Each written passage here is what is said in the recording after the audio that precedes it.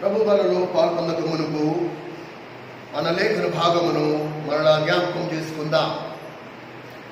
రోమీయులకు రాసిన పత్రిక 8వ అధ్యాయం 29వ వచనం. రోమీయులకు రాసిన పత్రిక 8వ అధ్యాయం 29వ వచనం.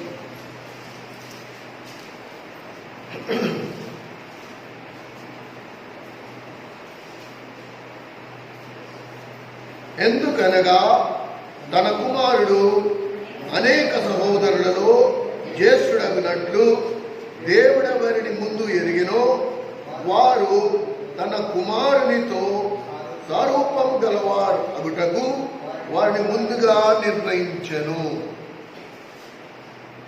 కనుక దేవుని ఉద్దేశములను మనము స్పష్టంగా గ్రహించాలి. ప్రభువు ముందుగా నిర్ణయించాడు. ఏమని, ఎందుకు నిన్ను ఏర్పరచుకున్నాడు అనే మాటకు వస్తే చాలా మందికి సందేహం ఉంది. అసలు ఏర్పరచుకున్నాడా లేదా అనే మాటకు వస్తే ఎఫెసీ పత్రిక 1వ అధ్యాయము 4 నుంచి 6వ వచనాన్ని మనం గమనిస్తే ఆయన భూమి పునాదులు వేయబడక మునిపే మనల్ని ఏర్పరచుకున్నాడు. ఎందుకు ఏర్పరచుకున్నాడు అని మనం చూస్తే అక్కడ కూడా ఒక మాట మనం గమనించగలం. ఏమని రాస్తుంది చూడండి. మనము తన ఎదుట పరిశుద్ధులమును నిర్దోషములనై ఉండవలెనని జగత్తు పునాది వేయబడక మునిపే ప్రేమ చేత ఆయన క్రీస్తులో మనలను ఏర్పరచుకున్నాడు. ఎందుకు ఏర్పరచుకున్నాడు దేవుడు? మనమేమనుకుంటున్నాము, మనం దేవుని నమ్ముకున్నాము అనుకుంటున్నాము. కానీ లేఖనం ఏం చెప్తోంది? దేవుడు నిన్ను ఏర్పరచుకున్నందుకు నువ్వు దేవుడిలోకి వచ్చావే తప్ప నువ్వు దేవుడిని నమ్ముకోవడం కాదు. దేవుడు ఏర్పాటది. దేవుడు ముందుగా ఏర్పరచుకున్నాడు, ముందుగా నిర్ణయించాడు. నువ్వు ఏ సమయాన నీ తల్లి గర్భంలో పిండంగా పడాలో, ఏ సమయాన నువ్వు దేవుని దగ్గరికి రావాలో, నీ జీవితంలో దేవుడు కొన్ని పరిస్థితులు అనుమతించుకున్నది. ఆ పరిస్థితుల ద్వారా నువ్వు నేను కొట్టుకుంటూ మెల్లిగా ఎక్కడికి చేరాము? దేవుని దగ్గరికి చేరాము. కనుక దేవుడు ముఖ్యమైన ఉద్దేశం అని మనం గమనిస్తే ఆయన ఆలోచన, ఆయన ఉద్దేశం, ఆయన సంకల్పం ఏమై ఉన్నదంట? మనము ఆయన కుమారుని సారూప్యంలోకి, అందుకొరకు ఆయన మనల్ని ఏర్పరచుకోవడం, అదే ఆయన నిర్ణయించాడు. ఆయన నీ దగ్గర కానుకలు కోరుకోలేదు, నీ పేరు గోత్రాలు మార్చుకోమని కోరుకోలేదు, నీ దగ్గర నుంచి బదులేమీ ఆశించలేదు. ఏం ఆశించాడు? నువ్వు ఆయన కుమారుని స్వరూపంలోకి రావాలి. ఎఫెసీ 1:4 మనం ఇందాక చదివాం. మనము పరిశుద్ధులమును నీతిమంతులు కాదు. ఎవరు పరిశుద్ధుడు? యేసుక్రీస్తు ప్రభు ఒక్కడే పరిశుద్ధుడు. యేసుక్రీస్తు ప్రభు ఒక్కడే నీతిమంతుడు. కనుక అదే పరిశుద్ధతలో, అదే నీతిమంతుల స్థాయిలోకి నువ్వు నేను రావడానికి ఆయన ముందుగా నిర్ణయించాడు. ఆయన అందును బట్టి ఏం చేస్తే మనము ఆయన స్వరూపంలోకి మార్పు చెందుతాము? ఇది ప్రశ్న. కరెక్టే. ప్రభు తండ్రి మనలను యేసుక్రీస్తు ప్రభు స్వరూపంలోకి మారాలని నిర్ణయించాడు. ఇంతవరకు అర్థమైంది. దేవుని ఎందుకు నమ్ముకున్నాము అని మనం అనుకుంటున్నాము. ప్రభు మనకి ఏం చేస్తాడంట? ఉదయము అన్న కూడా అదే అన్నాడు. రోగాలు బాగు చేయడానికి కానీ, మన కష్టాన్ని తీర్చడానికి కానీ, మనం పాపాలు చేసుకుంటా పోతే ఆయన మన పాపాలు క్షమిస్తూ ఉండడానికి కానీ, ఇది కాదు ముఖ్యమైనది. దేనికి దేవుడు నిన్ను పేరు పెట్టి పిలిచాడు, దేనికి నిన్ను దేవుడు ఏర్పరచుకున్నాడు అని మనం గమనిస్తే మనము క్రీస్తు స్వరూప్యములోకి మారాలి. ఇది ఆయన ముందు నిర్ణయం. ఇంకేదైనా ఉన్నా లేకపోయినా ఇది మాత్రం స్పష్టం. మనం ఎత్తబడతామా? శ్రమలకి ముందు సంఘం ఎత్తబడుతుందా? శ్రమల తర్వాత ఎత్తబడుతుందా? ఆ ఎత్తబడే గుంపులో మొదటి పునరుత్థానం మనం ఉంటామా లేవా? ఇవన్నీ మనం ఆలోచించక్కర్లే. ఒకటి నిర్ణయం, నిఖరం. దేవుడు దాన్ని ముందుగా నిర్ణయించాడు. దేవుడు ఎందరిని ముందు ఎరిగినో వారందరూ తన కుమారుని స్వరూపంలోకి మార్పు చెందినట్లు వారిని ముందుగా నిర్ణయించాడు. ఇదే మనం ధ్యానిస్తున్నాం. ఈ అంశాన్ని మనం ధ్యానిస్తున్నాం. కనుక దేవుని ముందు నిర్ణయం చొప్పున ఒకవేళ సగటు క్రైస్తవురాలు దేవుని స్వరూపంలోకి మారాలి అంటే ఎలా మార్పు వస్తుంది? ఏం చేస్తే మారుతాం మనం? ఆయనలాగా గడ్డాలు పెంచుకుని ఒక నిలువుటంగి వేసుకుని వీధులంట, ఊర్లంట, గ్రామాలంట తిరిగితే వస్తుందా? కాదే. ఎలా? ఇది పెద్ద ప్రశ్న. ఏం చేస్తే వస్తుంది? ఏం చేస్తే ఎలాగ ప్రభువా? ఇంత అర్థమైంది నాకు. రోమా 8:29 ప్రకారంగా నీ సంకల్పం నాకు అర్థమైపోయింది. ఇప్పుడు నేను నీ స్వరూపంలోకి మారాలా? ఒకవేళ అలా మారాలంటే ఏం చేస్తే మారుతాను నేను అంటే ప్రభువు అందుకే ప్రభువు సుదీర్ఘ వర్తమానం 3 పగళ్ళు 3 రాత్రులు ఏకధాటిగా మధ్యలో అంతరాయము లేకుండా ఈ కొండ మీద ప్రసంగాన్ని ప్రసంగించాడు. కనుక కొండ మీద ప్రసంగం దేని కొరకు అంటే శిష్యత్వం కొరకు, క్రీస్తు స్వరూపంలోకి మారే మార్గం. ఏం చేస్తే నేను ప్రభులాగా మారుతాను, ప్రభు స్వరూపంలోకి వస్తా? రూపురేఖల్లోనే కాదు, అంతరంగ స్వభావంలోను, ప్రవర్తనలోను, మాటల్లోను, చూపులోను, చేతల్లోను, క్రియల్లోను అన్నిటిలో ప్రభులాగా ఉండాలి. ప్రతి విషయంలో ప్రభులాగా ఉండాలి. ప్రభువంత ఓర్పు, ప్రభువంత సహనం, ప్రభువంత ప్రేమ, ప్రభువంత అన్ని కొలతల్లో. ఎందుకంటే ఆయన నా పెళ్లి కుమారుడు, ఆయన నా భర్త. కనుక ఆయన గుణగణాలు నాలో కూడా సమానంగా ఉండాలి. అనేకులలో జ్యేష్ఠుడు ఆయన. మనందరము ఆయనకి అన్నదమ్ములము, చెల్లెళ్ళు. ఆయన మనందరికంటే జ్యేష్ఠుడు. మనందరం ఆయనకి తమ్ముళ్ళము, చెల్లెళ్ళము. ఎప్పుడైతే మనం దేవుని పిల్లలమయ్యామో ఆ పరలోకపు తండ్రి స్వభావం మనలోకి రావాలి. ఎలాగైతే మన పిల్లలకి మన పోలికలు వచ్చాయో ఇప్పుడు దేవుని పిల్లలుగా దైవ పోలిక మనలో ఏర్పడాలి. అందుకే ఏం చేస్తే మారుతుంది ప్రభువా? ఏం చేస్తే మేము మార్పు చెందుతాము అంటే ప్రభు బాట వేసి చూపించాడు. ఇదిగో నేను దారి చూపిస్తా, ఈ దారి గుండా కనుక మీరు నడిస్తే మీరు నా స్వరూపంలోకి మారుతారు. సరే ప్రభు మేము అలా చేస్తాం అంటే అప్పుడు ఆయన ఒక కొండ ఎక్కి ఆ కొండ మీద కూర్చుండగా ఆయన శిష్యులు ఆయన వచ్చారు. కనుక ఈ ప్రసంగం ఏదైతే ఉందో కొండ మీద ప్రసంగం, ఈ ప్రసంగం శిష్యులకి మాత్రమే, అందరికీ కాదు. అయితే ప్రభువు జనసమూహము చూసినప్పుడు ప్రభువు యొక్క వైఖరి మొత్తం ఆశ్చర్యం ఏంటంటే ఎప్పుడెప్పుడు జనము దండోపదండాలుగా ప్రభువు అంటే వచ్చారో అప్పుడప్పుడు ప్రభు మాటలు చాలా కఠినంగా ఉన్నాయండి. చాలా కఠినంగా మాట్లాడాడు. ప్రసంగంలో ఆయన ఉపయోగించిన పదాలు చాలా కఠినంగా ఉన్నాయి. కనుక జనసమూహము చూసినప్పుడు అల్లా ఇది కన్ఫర్మ్. నేను ఇవాళ రెఫరెన్స్ కూడా చూపిస్తా. ఎప్పుడెప్పుడు జనసమూహమును చూశాడో ఆయన కూర్చుని శిష్యత్వం గురించి బోధించడం మొదలుపెట్టాడు. కనుక ఇక్కడ మనం గమనిస్తే మత్తయి సువార్త 5వ అధ్యాయం, మత్తయి సువార్త 5వ అధ్యాయం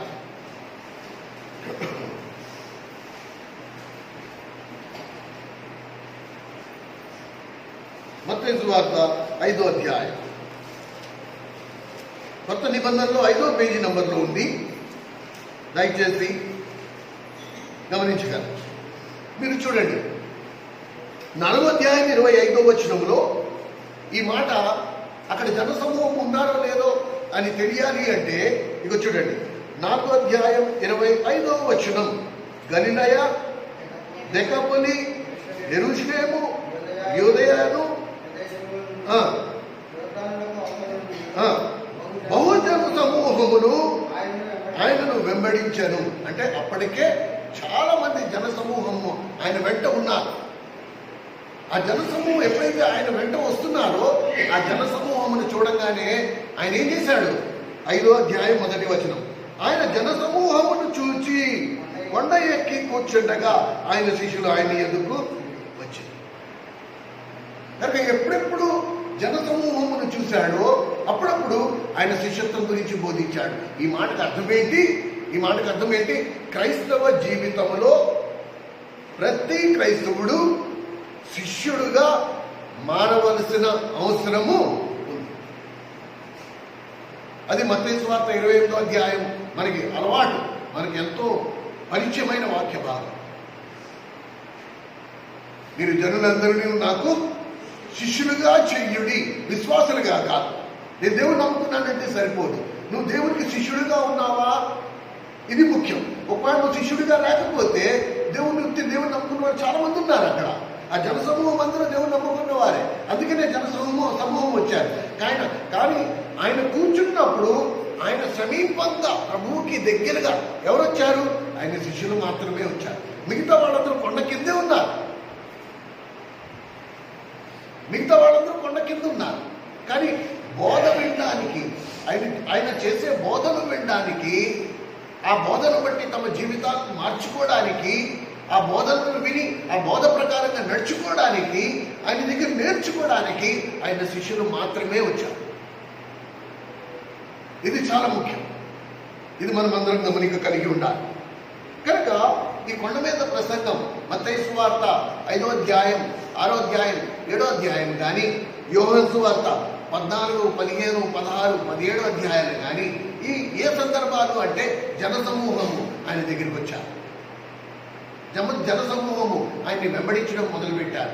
ఎప్పుడైతే ఎక్కువ మంది జనసమూహము చూశారో వెంటనే ఆయన ఏదో ఒక కొండ ఎక్కి అక్కడ కూర్చుని శిష్యత్వం గురించి బోధించడం మొదలుపెట్టారు. కనుక ఈ సందర్భంలో మనము జ్ఞాపకం చేసుకోవాలి.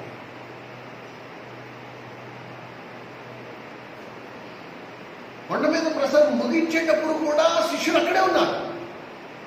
ఈ కొండ మీద ప్రసంగాన్ని ముగించేటప్పుడు కూడా శిష్యులు అక్కడే ఉన్నారు.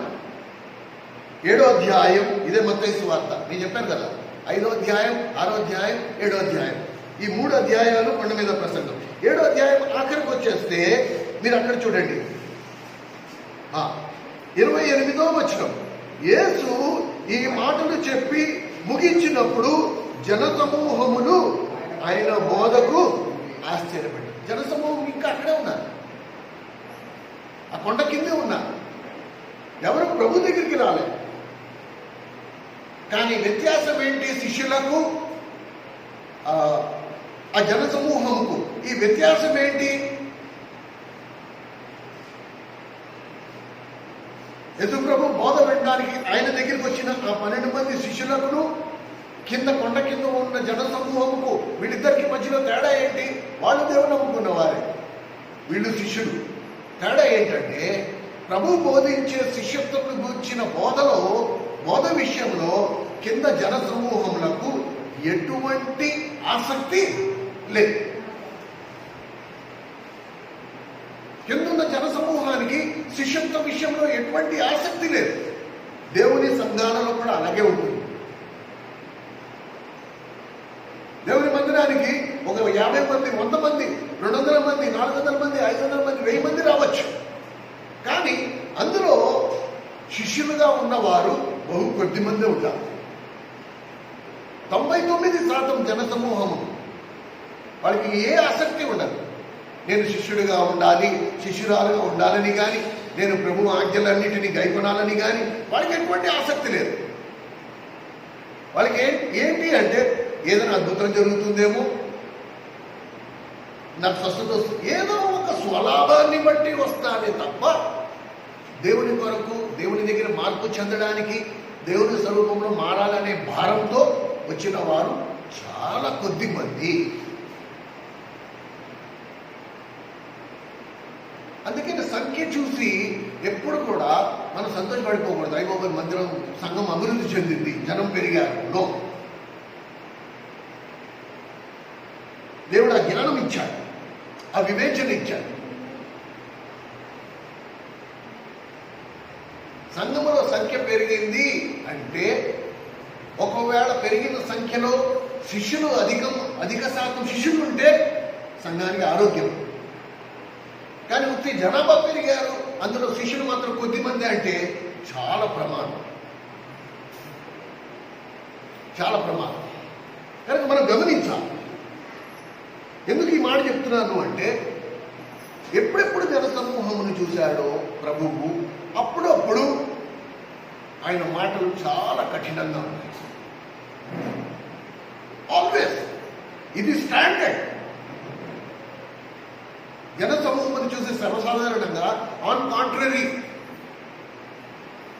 నేటి సమాజంలో మీరు గమనించండి, జనం ఎక్కువ ఉన్నారనుకో, వాక్యం బోధించేవాడు వెన్నపోత పోసిన మాటలు, ఈ రాత్రే దేవుడు నిన్ను లక్షాధికారి చేసేస్తాడు, ఈ రాత్రే నీ కష్టాలు నీ అప్పులన్నీ తీర్చేస్తాడు, ఈ రాత్రే నిన్ను పూర్తిగా స్వస్థత చేస్తాడు. యేసుప్రభు ఎప్పుడు అలా బోధించరా, యేసుప్రభు ఎప్పుడు అలా బోధించరా. కనుక ఎప్పుడైతే జనసమూహమును చూశాడో ఏమన్నాడు తెలుసా? లూకా సువార్త కొన్ని మాటలు మనం చదువుదాం. ఆయన జనసమూహమును చూసినప్పుడు ఆయన వైఖరి, ఆయన స్పందించే విధానం ఎలా ఉందో చూడండి. లూకా సువార్త 14వ అధ్యాయం 67వ పేజీ, 67వ పేజీ. లూకా సువార్త 14వ అధ్యాయం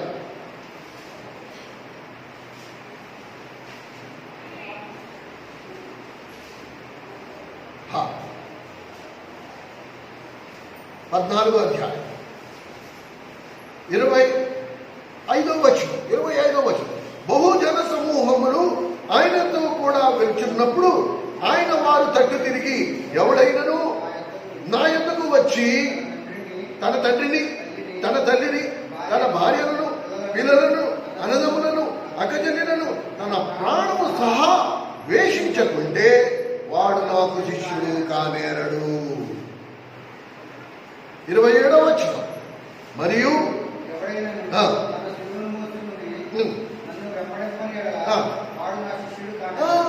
ఎవడైనను తన సిలువనెత్తుకుని నన్ను వెంబడింపనేడలా వాడు నాకు శిష్యుడు కాడు. సిలువ దేన్ని సూచిస్తోంది? అనుదినము తన స్వయానికి చనిపోవడం, అనుదినము తన స్వయానికి చనిపోవడం. ఇంకా ఒక మెట్టు అక్కడ ఆగాడా అంటే అక్కడ ఆగలేదంట, ఇంకా ఒక మెట్టు ముందుకి 33వ వచనం దగ్గరికి వచ్చినప్పటికి ఇప్పుడు ఏమంటున్నాడు?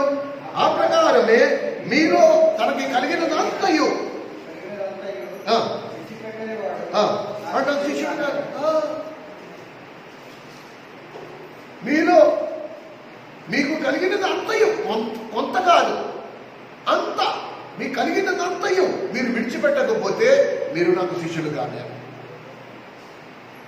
ఇలాగా ఎంతమంది బోధిస్తున్నారు నేటి క్రైస్తవ సమాజంలో? ఇలా ఎంతమంది బోధిస్తారండి?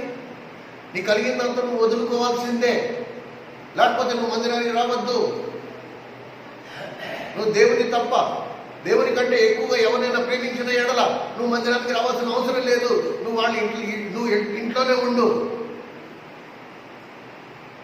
మీరు నాకు శిష్యులు కాలేరు, నాకు శిష్యులు కానప్పుడు నువ్వు మందిరానికి నా దగ్గరికి రావాల్సిన అవసరం లేదు. ఇలా ఎవరు బోధిస్తున్నారండి? ఇలాంటి బోధలు ఎక్కడున్నాయండి?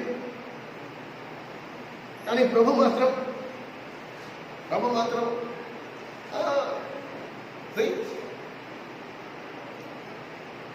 మందిరానికి వచ్చేవాళ్ళు 50 మంది 100 మంది రావచ్చు, కానీ అందులో వేళ్ల మీద లెక్క పెట్టగలిగే ఒక 4-5 ఎవరైతే శిష్యత్వంలో ఉన్నారో, ఎవరైతే ప్రభుని వెంబడించే వారిగా ఉన్నారు, ఎవరైతే ఎంత క్రయమైనా చెల్లిస్తా ప్రభువా, కానీ నీ అడుగుజాడల్లో నడవడం నేను మానను, నేను నిన్ను వెంబడిస్తా, నేను నిన్ను చూసి నేర్చుకుంటా. ఇది చాలా ముఖ్యం, ఇది చాలా ముఖ్యమండి. అందుకే ప్రభువు ఎప్పుడెప్పుడు జనసమూహమును చూశాడో అప్పుడప్పుడు ప్రభు మాటలు చాలా కఠినంగా ఉన్నాయి. యోహాను సువార్త ఇంకొక సందర్భం చూద్దాం. యోహాను సువార్త 6వ అధ్యాయం, దయచేసి గమనించగలరు. యోహాను సువార్త 6వ అధ్యాయం, తీసిన వాళ్ళ పేజ్ నెంబర్ కూడా చెప్పండి. మిగతా వాళ్ళకి సౌకర్యంగా ఉండినట్లు. 86వ పేజీ, కొత్త నిబంధనలు 86వ పేజీ, యోహాను వార్త 6వ అధ్యాయం 24వ వచనం గమనించండి. 24, 85వ పేజీలో అడుగునుంది 24. కాబట్టి యేసు ఆయన శిష్యులను అక్కడ లేకపోవట,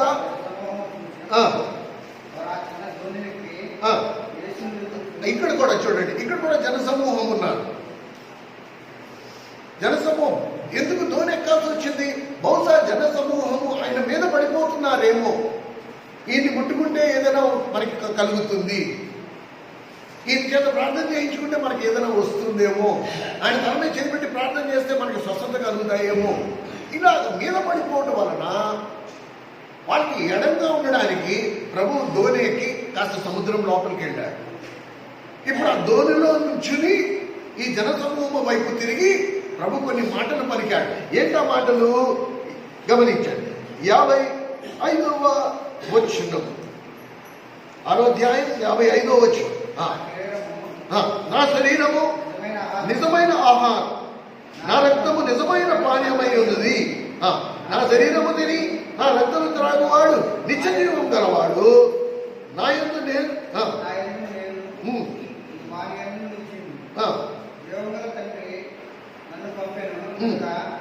తండ్రి మూలంగా జీవిస్తున్నట్టే నన్ను తిరుగువాడు నా మూలంగా జీవిస్తాను. కనుక ఈ లేఖనాలు మనం గమనిస్తే 56లో కూడా నా శరీరం తిని నా రక్తం త్రాగువాడు నిత్యం రైట్, కరెక్ట్.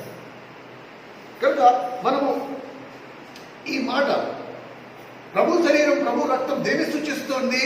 శిలువ మరణానికి గుర్తు. ప్రభు ఇష్టపూర్వకంగా శిలువలో మరణించాడు, ఇష్టపూర్వకంగా శిలువలో తన ప్రాణం పెట్టాడు. కనుక ఎప్పుడైతే ప్రభు నా శరీరం తిని నా రక్తం త్రాగువాడు నిత్యజీవం గలవాడు అతి దినము నేను వారిని లేపెదను అని మాట సెలవిచ్చాడో, పరోక్షంగా ప్రభు ఏమంటున్నాడు? నేను ఎలాగా నా సమస్తమును శిలువలో అర్పించాను, అలాగే నువ్వు కూడా నా మరణంలో పాల్పొందులు పొందడానికి ఇష్టపడితేనే తప్ప నీకు నాకు సంబంధమే ఉండదు, నీకు నాకు సంబంధం ఉండదు. చూడండి ఎంత కఠినమైన మాటలు, అవునా కదా? జనసమూహమును చూస్తే ఎవరైనా ఈ మాట ఇలా మాట్లాడతారా అండి? కానీ ప్రభు మాత్రం అలాగే పోయింది. ఎప్పుడెప్పుడు జనసమూహమును చూశాడో, సంఘంలో జనం ఎక్కువగా ఉన్నారని చూశాడో, మందిరాల్లో జనం ఎక్కువగా ఉన్నారని చూశాడో, అప్పుడప్పుడు ప్రభు మాటలు కఠినంగా వచ్చాయి. ఇలా నా శరీరం తిరిగి నా రక్తం త్రాగువాడు నిత్య జీవం గలవాడు. ఎవరైనా తన అన్నదమ్ములను అక్క చెల్లెను తన తల్లిదండ్రులను తన ప్రాణంతో సహా ద్వేషించుకుంటే వాడు నాకు శిష్యుడు కాడు. ఎవరైతే అనుదినము తన సిలువనెత్తుకుని నన్ను వెంబడించకపోతే వాడు నా శిష్యుడే కాడు.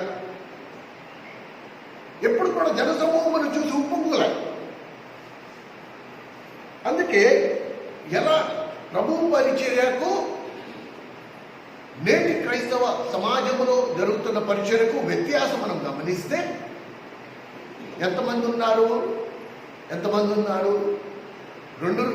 5 రొట్లు 2 చేపల టైంలో ఇంచుమించు 5,000 మంది, అంటే స్త్రీ పురుషులు పిల్లలు అందరూ కలిపితే ఫర్ ఎగ్జాంపుల్ ఒక 10,000 మంది ఉన్నారనుకుందాం. 10,000 మంది ఉన్నారనుకుందాం. వాళ్ళతో ఏమన్నాడు తెలుసా? మీరు నన్ను ఎందుకు నా దగ్గర రొట్టెలు తిన్నారు కాబట్టి నన్ను వెంబడిస్తున్నారు కదా అన్నాడు. ఎంత అవమానకరం అది! ఎంత అవమానకరం! ఎంత రోషాలు పొడుచుకొచ్చేస్తాయి మనకి ఆ మాట అంటే. అవునా కదా? తిండి కోసం మనం వచ్చామా? నిజంగా దేనికి వచ్చామో మనంతరాత్మకు తెలుసు. కానీ ప్రభు అన్నాడు, నా దగ్గర రొట్టెలు మీరు తిన్నారు కాబట్టే కదా మళ్ళీ ఏమైనా రొట్టెలు దొరుకుతాయి, రొట్టె ముక్కలు ఫ్రీగా దొరుకుతాయి. అందుకనే కదా మీరు వచ్చింది అంటే ఎంత అవమానకరం. కానీ ప్రభు మాత్రం అలాగే కఠినంగానే మాట్లాడాడు. కనుక 10,000 మంది జనం, 10,000 మంది జనం, ఈ 10,000 మంది ఎక్కడికి ఎంత కుదించారు? ఎంతమందికి వచ్చేసారు? 70,000 మందికి వచ్చేసారు. 70,000 మంది నుంచి ఎప్పుడైతే ఈ మాట అన్నాడో, నా శరీరం తిని నా రక్తం త్రాగువాడు నిత్య జీవం గలవాడు అంత్యదినము నన్ను లేపెదననే మాట విన్నాడు అన్నాడు. 60వ వచనాన్ని గమనించండి. యోహాను సువార్త 6వ అధ్యాయం 60వ వచనం. ఆయన శిష్యులలో అనేకులు ఈ మాట విని ఎవడు వినగలడని చెప్పుకునేది యేసు తన శిష్యులు దీనిని గురించి చదువుకుంటున్నారని తానే ఎరిగి వారితో ఇట్లనేది, దీని వలన మీరు అభ్యంతరపడుతున్నారా? అలాగైతే మనిషి కుమారుడు మనకున్న చోటులకు ఇక్కడ మీరు చూసిన ఏముందరు? చాలు. 66వ వచనం. అప్పటి నుండి ఆయన శిష్యులలో అనేకులు వెనుక తీసి మరి ఎన్నడూ ఆయనను వెంబడింపలేదు. కాబట్టి యేసు మీరు కూడా వెళ్ళిపోవాలని అప్పటికే చాలా మంది వెళ్ళిపోయారు. బాబు ఈ బోధన మేము వెళ్ళాము, మా వల్ల కాదు. ఇక మిగిలిన మాట కొంతమంది మిగిలారు. ఈ 12 మంది మిగిలారు. 12 మంది నేను ఏమన్నా నువ్వు నేనైతే బాబు వాళ్ళు ఏదో వెళ్ళిపోయారు, మళ్ళీ బతిమార్కుని వాళ్ళని వెనక్కి తీసుకొద్దాం, మీరు మాత్రం మీరు మాత్రం వెళ్ళమాకండి అనాలా? ఏమన్నాడు ప్రభు? బాబు మిగిలిన 12 మంది మీ సంగతి ఏంటి? మీరు కూడా వెళ్ళిపోతారంటే వెళ్ళిపోండి.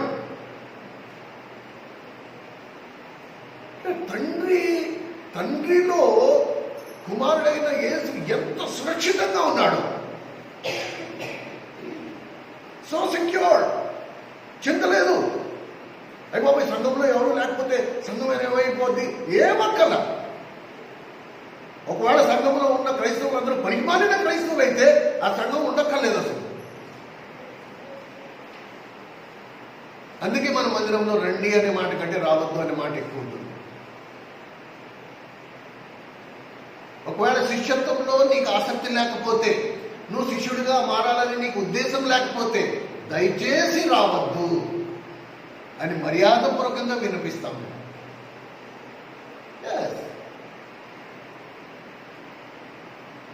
ఎందుకంటే ప్రభు స్పష్టంగా చెప్పాడు, ఆయన కుమారుని స్వారూప్యంలోకి రావడానికి దేవుడు ముందుగా నిర్ణయించాడు. ఆ నిర్ణయాన్ని నెరవేర్చుకోవడానికి కనుక నేను ఒకవేళ దేవుడిని వెంబడించకపోతే అసలు నేను దేవుని మందిరానికి రావక్కర్లేదు. అవసరం లేదు.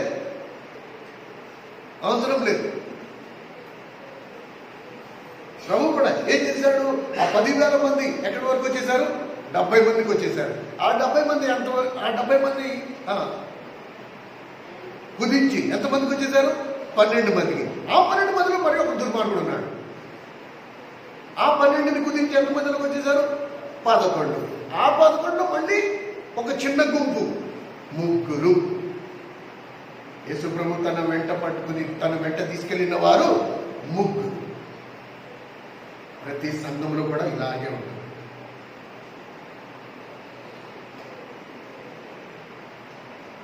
ప్రతి సంఘంలో కూడా ఇలాగే ఉంటుంది. వచ్చిన వాళ్ళందరికీ శిష్యత్వంలో ఏమాత్రం ఆసక్తి ఉండదండి. No, absolutely not. ఇది లేఖనం చెప్తోంది. ఆ మార్గం కనుగొని వారు కొందరే. ఇదే కొండ మీద ప్రసంగంలో దేవుడు ముందుగానే చెప్పాడు. నో, నాట్ అందరికీ క్రయం చెల్లించడం ఇష్టం ఉండదు. నాకు దేవుని మందిరంలో దేవుని పిల్లల్లాగా, నాకు లోకంలో లోకంలాగా, నాకు రెండు ద్వంద్వ జీవితాలు కావాలి. నేను అక్కడొక వేషం ఇక్కడొక వేషం వేస్తాను. నాకు అదే ఇష్టం. లోకంలో బతకాలంటే అలా ఉండాల్సిందే. అక్కర్లేదు, దేవుడు అలా చెప్పలా.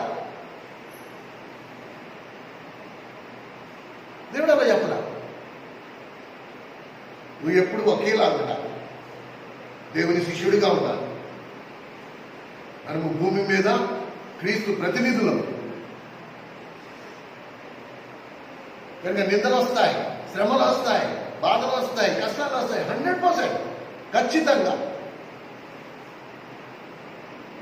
నీతి కొరకు జీవించేవాడికి శ్రమలు తప్పవు.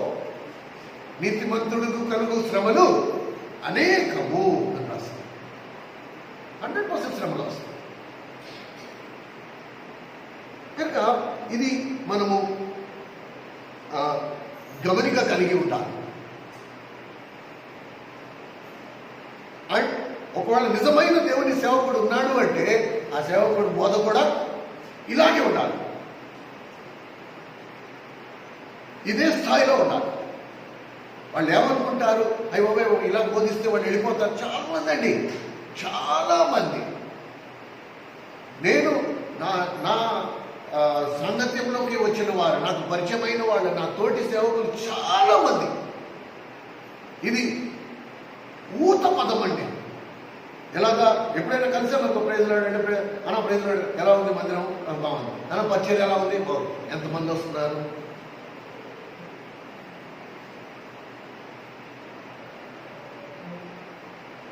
సంఘము యొక్క ఆరోగ్యము సంఘములో ఉన్న వారితో కొలిచేవారిగా ఉన్నారు. ఇంతవరకు మీ మందిరములో మీ సంఘంలో ఎంతమంది శిష్యులు ఉన్నారనే ప్రశ్న నన్ను ఎవ్వడూ అడగలేదండి. ఎంతమంది వస్తున్నారు? ఒక 60-70 మంది. ఎంతో పర్లేదంటే ఆదాయం బాగానే వస్తుంది అండం అన్నమాట. అంటే మీకేం లోటు ఉండదు, నాకు ఎలాగ లోటు ఉండదు. నిజమైన దేవుని సేవకుడికి లోటు ఎప్పుడూ ఉండదండి. దేవుడు పోషిస్తాడు కాబట్టి వాడికి లోటు ఎప్పుడూ ఉండదు. సంఘమా పోషించేది.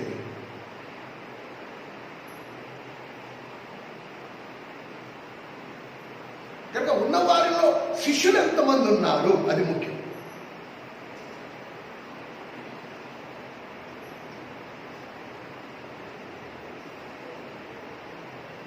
అందుకనే శిష్యత్వంలో భారం ఉన్న వారితోనే ఎక్కువ మన సమయం గడిపేది.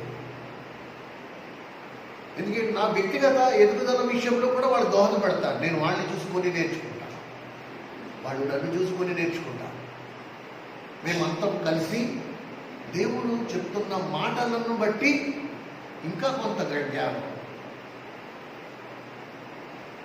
ఆ విధంగా మేము శిష్యులుగా, ఆ విధంగా మెల్లిమెల్లిగా పరిశుద్ధాత్ముడు చేసే పరిచర్య. అది కూడా ఒకసారి నాకు ఎవరైనా హెల్ప్ చేయండి. ఆ రెఫరెన్స్ ఎక్కడుంది? పరిశుద్ధాత్ముడు ఏం చేస్తున్నాడు నాలో అని మనం గమనిస్తే ఏం చేస్తున్నాడంట?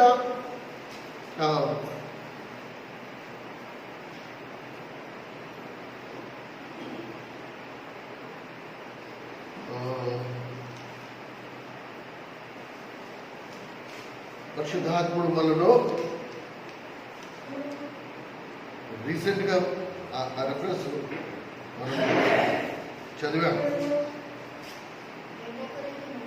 2 కొరింథీయులకు రాసిన పత్రిక 3వ అధ్యాయం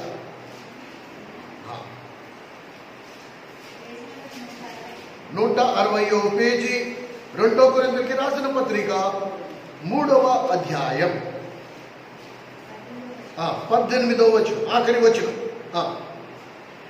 మనమందరమును ముసుగులేని ముఖంతో ప్రభు యొక్క మహిమను అద్దం వలె ప్రతిఫలింపజేయించు, మహిమ నుండి అధిక మహిమ పొందుచు ప్రభువు ఆత్మ చేత ఆ పోలికగానే మార్చబడుచున్నాం.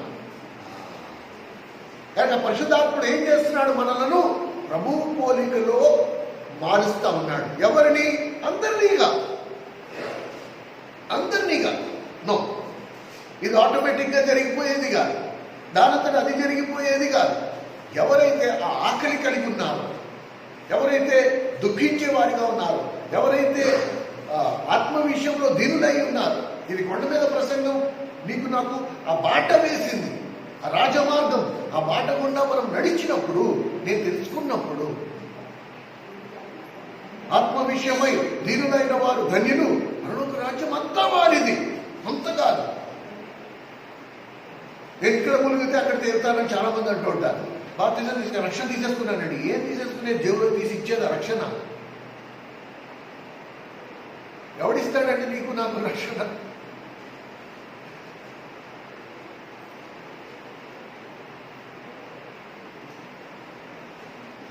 కనుక నా అక్కరను నేను గుర్తించా. భిక్షగాడు తన అక్కరను గుర్తించి ఉదయాన్నే లేవగానే తన అక్కర చొప్పున ఇంటింటికి వెళ్ళి భిక్షాటం చేస్తాడు. అలాగే ఆత్మీయ పేదరికంలో ఉన్నాం. ఓ ప్రభా, నువ్వు కోరినట్టు నీ స్వరూప్యంలో ఆవగింజంత కూడా నాలో లేదు కనుక నీ ఆత్మచేత నాలో నీ స్వరూప్యం ఏర్పరచు. ఆయన పాదాలు పట్టుకుని బతిమాలుకుంటాడు. ఆయనని ఒక్క క్షణం విడిచిపెట్టాడు. కోవిడ్ వచ్చింది, నేను గత వారం కూడా చెప్పాను. కోవిడ్ పాజిటివ్ వచ్చింది. వస్తే వచ్చిందని నిర్లక్ష్యంగా ఉంటున్నావా?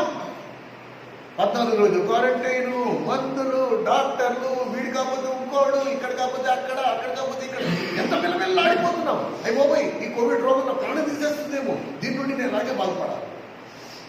అలాంటిది దేవుడే తన నిర్ణయాన్ని ముందుగానే తెలియపరిచాడు. ఆయన కుమారుడు అనేకుల్లో జ్యేష్ఠుడగునట్లు మనము ఆయన స్వరూపంలోకి మార్చబడాలని నిర్ణయించినందున ఇప్పుడు నిజమైన క్రైస్తవుడు రోజు రోజు అప్పుడప్పుడు కాదు, ఆదివారం కాదు, ప్రతిరోజు ఏం చూసుకోవాలి?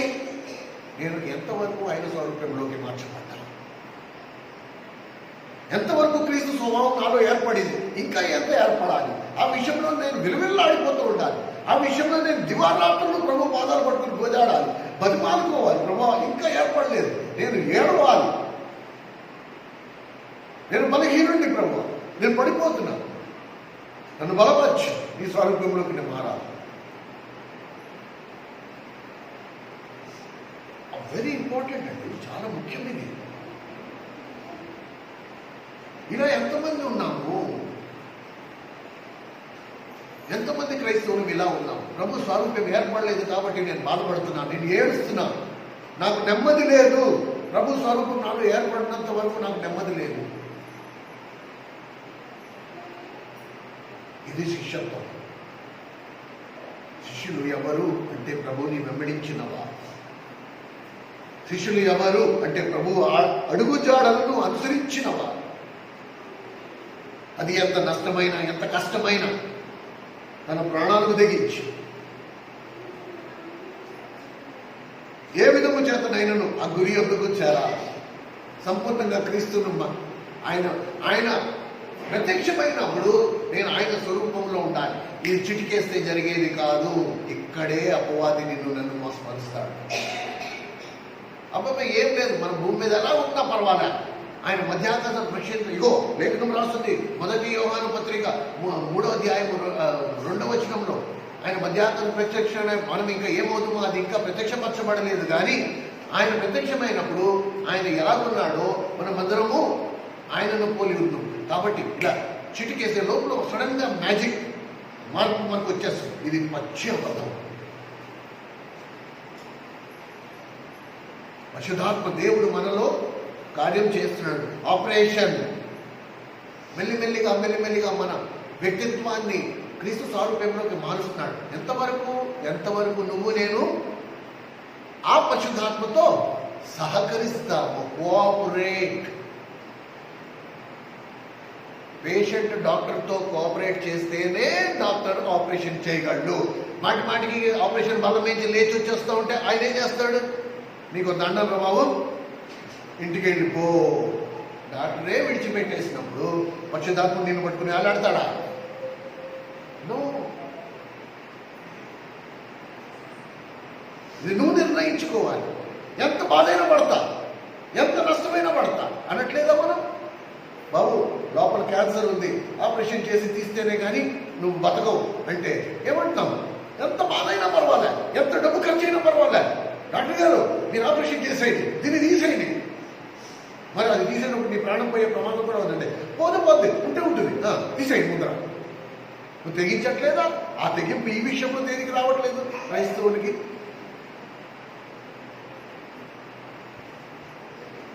అసలు ఆ ఆలోచనే లేదు. క్రీస్తు స్వరూపం నాలో ఏర్పడలేదనే ఆలోచన, చింత, చిగురు అసలు అవి లేనేలేవు. మందిరానికి వెళ్ళామా లేదా, దండం పెట్టుకున్నామా లేదా, ప్రార్థన చేసుకున్నామా లేదా, దైవం చదివామా లేదా, సువార్త చేశామా లేదా, కానుకేసామా లేదా, అందరికీ ప్రైజ్ రాండి చెప్పామా లేదా? ఇదా నీ ఆత్మీయత? దీంతోనా ప్రభు నిన్ను లెక్కించేది?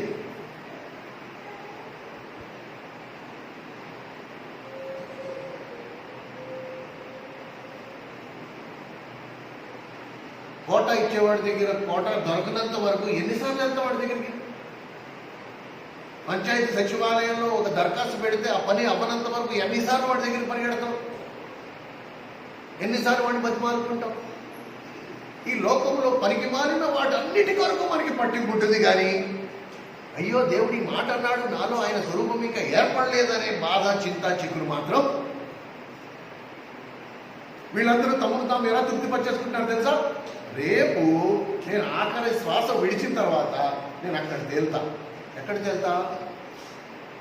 తేలుతా? నీకు ఒక సిద్ధపాటు లేదు, ఒక ప్రయత్నం లేదు, ఒక ప్రయాస లేదు, ఈ విషయంలో ఒక చింత లేదు.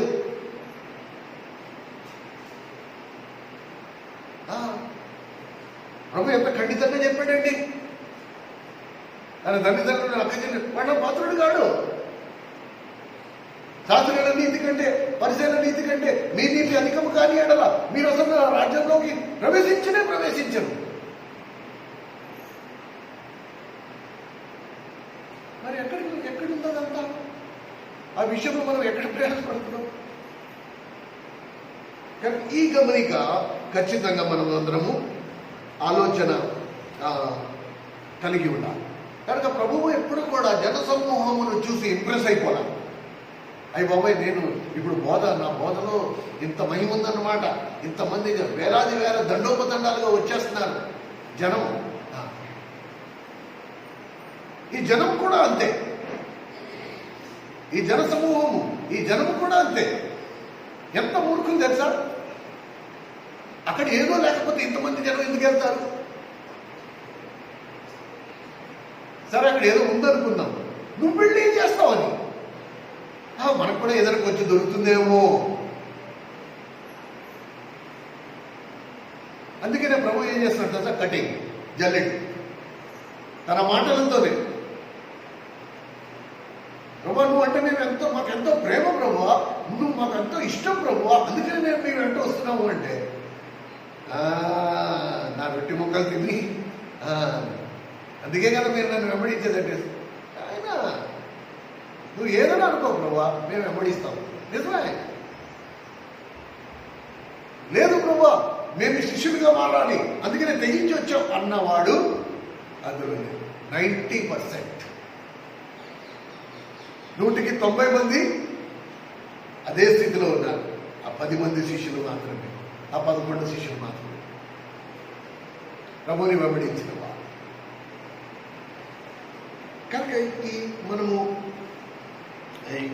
ఈ గమనిక కలిగి ఉండాలి. చివరికి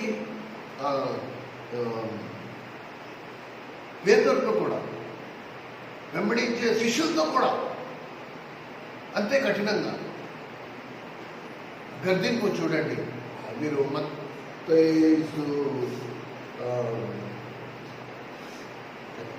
మత్తయి సువార్త 6వ అధ్యాయం 16వ అధ్యాయం, దయచేసి క్షమించండి. మత్తయి సువార్త 16వ అధ్యాయం.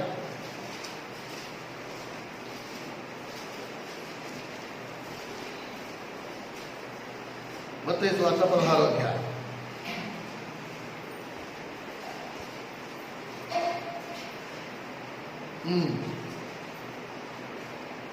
చూడండి, 23వ వచనం.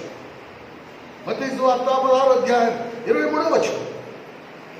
అయితే ఆయన పేతురు వైపు తిరిగి, సాతానా, నా వెనుకకు పొమ్ము.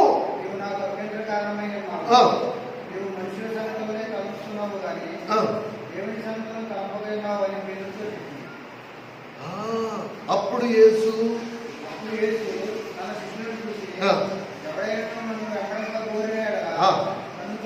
ఉపేక్షించుకుని,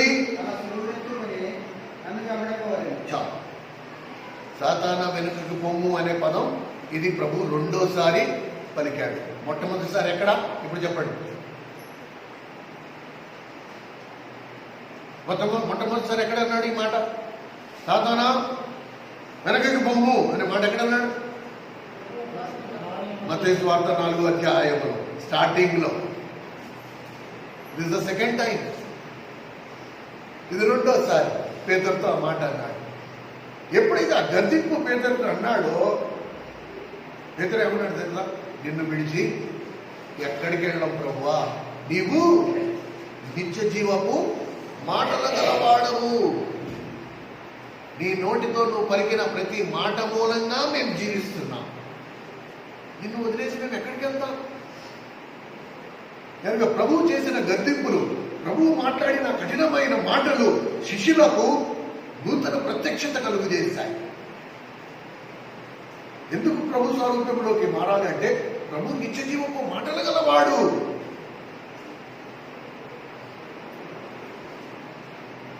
ఆయన శిష్యులమైన మనము నోరు విప్పి మాట్లాడితే మన మాటలు కూడా ఎలా ఉండాలంట?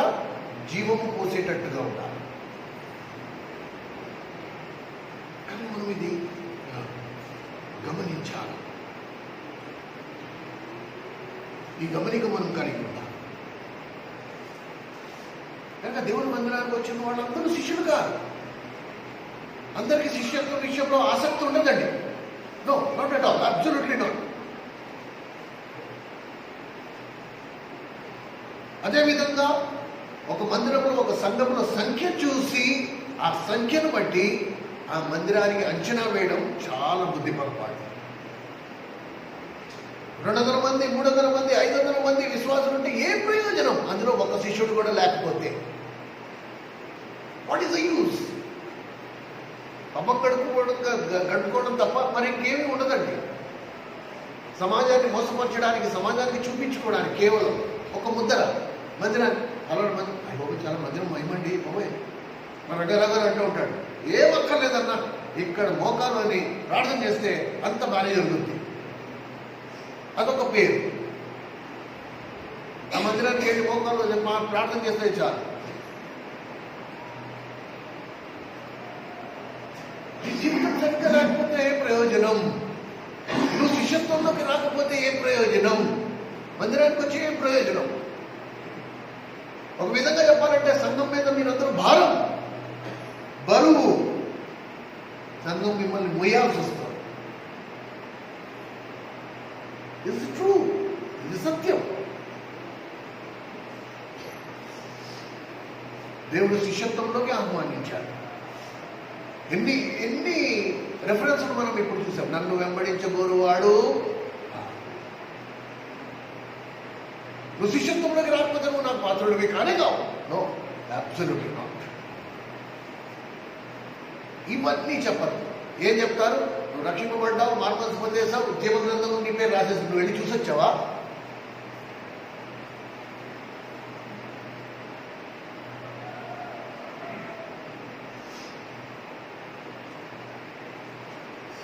కనుక ప్రేమ సోదరుడా, సహోదరి, మనము ఈ విషయాలు కొంచెం హృదయ లోతుల్లోకి తీసుకెళ్లాల్సిన అవసరం ఉంది.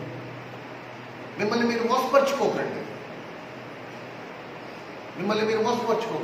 ఆ శిష్యత్వంలోకి కనుక వచ్చే ఉద్దేశం లేకపోతే మనం దేవుని మందిరానికి వెళ్ళి ఉపయోగం లేదు. దాని వలన మీకు ఒరిగింది ఏమీ ఉండదండి. ఇది నేను బల్ల గురించి చెప్పగలను.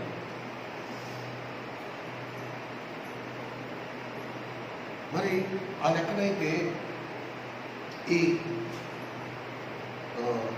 కొండ మీద ప్రసంగం ఎందుకు జనసమూహముకు ఇష్టం లేదు?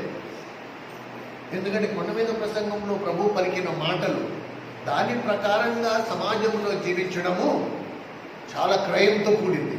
చాలా క్రయం చెల్లించాల్సిన అవసరం ఉంది. అండ్ జనసమూహంకి ఆ క్రయం చెల్లించడం వాళ్ళకి ఇష్టం లేదు. ప్రభు శిష్యులుగా మారాలి అంటే ఎంతో క్రయం చెల్లించాలి. చాలా నష్టపోతాం. అండ్ క్రైస్తవులకి నష్టపోవడం ఇష్టం లేదు. సమాజంగా మూట కట్టుకోవాలి, మందిరంలో క్రైస్తవుడిగా మూట కట్టుకోవాలి. ఈ రెండు మాత్రం కుదరవు. నువ్వు దేవుల్లో సంపాదించుకోవడానికి ప్రయత్నిస్తే సమాజంలో నష్టపోతావు. నువ్వు సమాజంలో సమకూర్చుకోవడానికి ప్రయత్నిస్తే దేవుల్లో నష్టపోతావు. రెండు మాత్రం కుదరవు.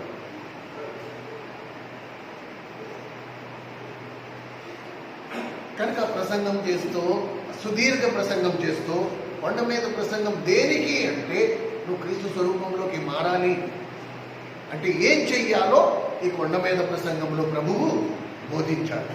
ఏం చేస్తే నేను క్రీస్తు స్వరూపంలోకి మారతానంట అని చూస్తే మత్తయి సువార్త 5వ అధ్యాయం మనము ఇంతవరకు ఈ కొండ మీద ప్రసంగంలో చూసిన వాటిల్లో 3వ వచనం, ఆత్మ విషయమై దీనులైన వారు ధన్యులు, పరలోక రాజ్యం అంతా వారిది. ఆత్మ విషయమై దీనులైన వారు ధన్యులు, పరలోక రాజ్యము వారిది. కనుక ఎవరు దేవుని రాజ్యానికి చేరుతారు? దీనులైన వారు. ఎవరైతే తన ఆత్మీయ పేదరికాన్ని గుర్తిస్తారో, ఆత్మీయ అక్కర్ని గుర్తిస్తారు. ఏంటి ఆత్మీయ అక్కర? నేను క్రీస్తు సారూప్యంలోకి మార్చబడాల్సిందే. అలా మార్చబడలేదు అంటే నేను ఆత్మీయ పేదరికంలో ఉన్నా. ఇప్పుడు నేను పరిశుద్ధాత్మని బతిమాలిపోవాలి. నాలో క్రీస్తు స్వరూపం ఏర్పడలా, నా నోటి మాట మారలే, నా ప్రవర్తన మారలే, నా చూపులు మారలే, నా అంతరంగ స్వభావం మారలే, నా చెడు తలంపులు మారలే, నాలో ఆ స్వార్థమే పోలే. కనుక నేను విలువెల్ల రాడిపోతు కన్నీటితో ఉండే ప్రభు పాదాలు పట్టుకుని పోతాడు. ఓ ప్రభు, నన్ను క్షమించు, నేను నీకు పాత్రుడిని కాను. ఎందుకు? నీ స్వరూపం నాలో ఇంకా ఏర్పడలా. నీ స్వరూపం నాలో ఇంకా ఏర్పడలా. కీర్తనకారుడు ఏమంటున్నాడు? నేను నిత్యము ఆయన ముఖమును నా కనుల ఎదుట ముంచుకుని ఉన్నా. మనకి ఆదివారం గుర్తొస్తూ ఉంటుంది. అది క్రైస్తవ్యం కాదండి, అది క్రైస్తవ జీవితం కానే కాదు. 4వ వచనంలో మీరు గమనిస్తే, దుఃఖపడు వారు ధన్యులు, వారు ఓదార్చబడుదురు. దేని విషయంలో దుఃఖము? దుఃఖపడు వారు ధన్యులు, వాళ్ళు ఓదార్చబడుదు. దేని విషయంలో దుఃఖము? నేను ప్రభువులో ఎదగలేకపోతున్నాను అనే దుఃఖం. ప్రభు, నువ్వు కోరినట్టుగా నేను ఉండలేకపోతున్నాననే బాధ. నువ్వు ఎన్నిసార్లు కనికరించినా, నువ్వు ఎన్నిసార్లు నా కృపనిచ్చి నేను పడిపోతున్నప్పుడు నన్ను లేవనెత్తినా, నేను మళ్ళా అదే రోజులో పడిపోతున్నాననే బాధ. ఆ విషయంలో దుఃఖం. అయ్యో ప్రభు, నువ్వు పెట్టే పరీక్ష నేను పాస్ అవ్వలేకపోతున్న దుఃఖం. నా ఆత్మీయ జీవితంలో స్థిరత్వం లేదు అనే బాధ, మాటలతో దుఃఖం. ఈ లోక ఆకర్షణలకు నేను పడిపోతున్నాననే మాటతో దుఃఖం. ఆ దుఃఖం అంతేగాని ఎవరో నిన్ను బాధ పెట్టారని కానీ, ఎవడో నిన్ను ఒక మాట అన్నాడని కానీ నువ్వు ఏడుస్తూ కూర్చుని ఆ దుఃఖం కాబట్టి దేవుడు నన్ను ఓదార్స్తాడని కూడా పొరపాటు. కొండ మీద మడి చెప్తున్నా, కొండ మీద ప్రసంగం శిష్యత్వం గురించి మాత్రమే. శిష్యుడు దేని గురించి బాధపడతాడు? ప్రభా, నేను నీలాగా లేను, నేను నీలాగా లేను ప్రభా, నీలాగా నేను మాట్లాడలేకపోతున్నాను ప్రభా, నీలాగా నేను ఆలోచించలేకపోతున్నాను ప్రభా, నీలాగా నేను కళ్ళతో చూడలేకపోతున్నాను ప్రభా, ఇప్పటికీ నా చెడు చూపులు పోవలే. ఇది చాలా ముఖ్యమండి. ఈరోజు మనం ధ్యానించవలసిన అంశం 6వ వచనం. ఓకే, 5వ వచనం. సాత్వికులు ధన్యులు, వారు భూలోకమును స్వతంత్రించుకుందురు. సాత్వికులు ధన్యులు, వారు భూలోకమును స్వతంత్రించుకుందురు. ఎవరు సాత్వికులు? అసలు సాత్వికులు అనే మాటకు అర్థం ఏంటి? సాత్వికులు అనే మాటకు అర్థం ఏంటి? ఎవరు సాత్వికులు? ప్రభు అన్నాడు ఇదే మత్తయి సువార్త 11వ అధ్యాయం 29వ వచనంలో, నా కాడి మీ మీద ఎత్తుకుని నా యొద్ద నేర్చుకో. ఎందుకు? నేను సాత్వికుడను, దీన మనస్సుకును గలవాడును కాబట్టి నా తాడు. అందుకని సాత్వికత్వం అంటే ఏంటి? నా యొద్ద నేర్చుకో. సాత్వికులు ధన్యులు, వారు భూలోకములు. మళ్ళీ జాగ్రత్తగా వినండి. సాత్వికులు ధన్యులు, వారు భూలోకం అంతటి. పక్కన ఉన్నవాడు 4 సెంట్లు కాదు, ఆ పక్కన పొరపోస్తాం, అరెకరం కలిసిపోతుంది, రాత్రి గడ్డలు కలిపేసుకుందాం, ఆ భూలోకం కాదు. ప్రభు అయితే భూలోకం మొత్తాన్ని స్వతంత్రించుకుంటాం అంటున్నాడు. ఎవరు స్వతంత్రించుకుంటారు? ఎవరైతే సాత్వికంగా ఉంటారు. అంటే సాత్వికులు అంటే ఎవరు? ఇప్పుడు సాత్వికులు అనే మాటకు అర్థం ఏంటి? సాత్వికం అంటే మాట అర్థం ఏంటి? నేను సాత్వికుడను, దీన మనసు గలవాడిని కాబట్టి నా కాడి మీ మీద ఎత్తుకు నా యుద్ధ నేర్చుకోమని. కనుక ప్రభు ఒకవాడు సాత్వికుడు అంటే సాత్వికుడు అనే మాటకు అర్థం ఏంటి?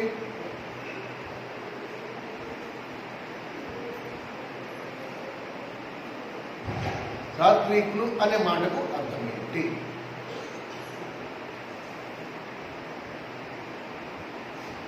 ప్రభు జీవితాన్ని మనం గమనిస్తే ఒక మాట మనకి స్పష్టంగా అర్థమవుతుంది. ప్రభు ఎక్కడ కూడా తన అధికారాల కొరకు కానీ తన కొరకు కానీ తిరిగి పోరాడలేదు. అర్థమైందా? సాత్వికులు అనే మాటకు అర్థం ఏంటి? తిరిగి పోరాడని వాడు. తన హక్కుల కొరకు,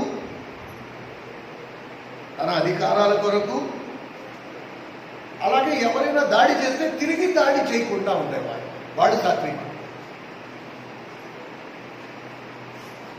అర్థమవుతుందా? మనమైతే మాటే పడం. ఎవడైనా మన ఒక మాట అంటే మాటే పడం మనం అసలు.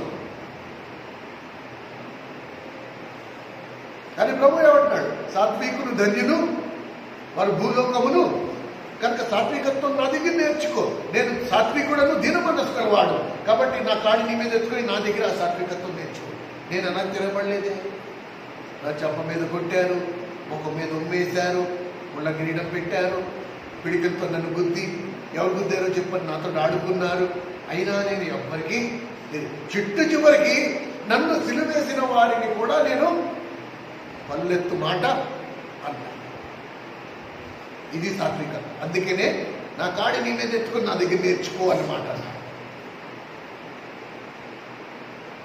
ఇప్పుడు మనం దేవుడు నమ్ముకున్నామంటున్నాం, దేవుని మందిరానికి వస్తున్నాము, దేవుని వర్తమానాలు ఎన్ని సంవత్సరాల నుండి దేవుని మాటలు వింటున్నామో తెలియదు. ఇప్పుడు చెప్పండి, మనం సాత్వికులమా కామా? మనం సాత్వికులమా కామా? ఒక్కడు కూడా ఇక్కడ ధైర్యం లేదు నేను సాత్వికుడిని అని చెప్పుకోవడానికి. కారణం లోపల ఏమంటున్నాం? ఉప్పు కారం తిన్న దేహం అండి, ఆ మాత్రం రోషం ఉంటుంది. ఎంత నోరుస్తుంది, ఎలా ఉండగలం మనం? అందుకనే ప్రభు అన్నాడు, నా దగ్గర నేర్చుకో.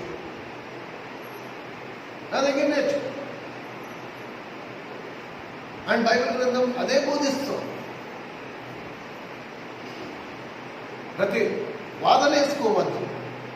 ఎవరో నిన్ను మాట్లాడుతున్నారు, నువ్వు వాటితోటి వాదన వేసుకోవద్దు. నువ్వు మౌనంగా ఉండి చాలు. అది సాత్వికత్వం. అందుకని జనసమూహం ఈ మాటలు విని బాబు మా వల్ల కాదు దాంట్లో వెళ్ళిపోయారు. ఏమైనా రొట్లు ఉన్నాయా? ఏమైనా పెడతారా? చేప రొట్లు ఏమైనా ఉంటాయా? చూడండి, ఒక్కొక్కసారి మన మందిరానికి వస్తూ ఉంటారు. డిసెంబర్ 1వ తారీఖున, జనవరి 1వ తారీఖున వస్తూ ఉంటారు. అయిపోయిందా? మొన్న రెడతారా?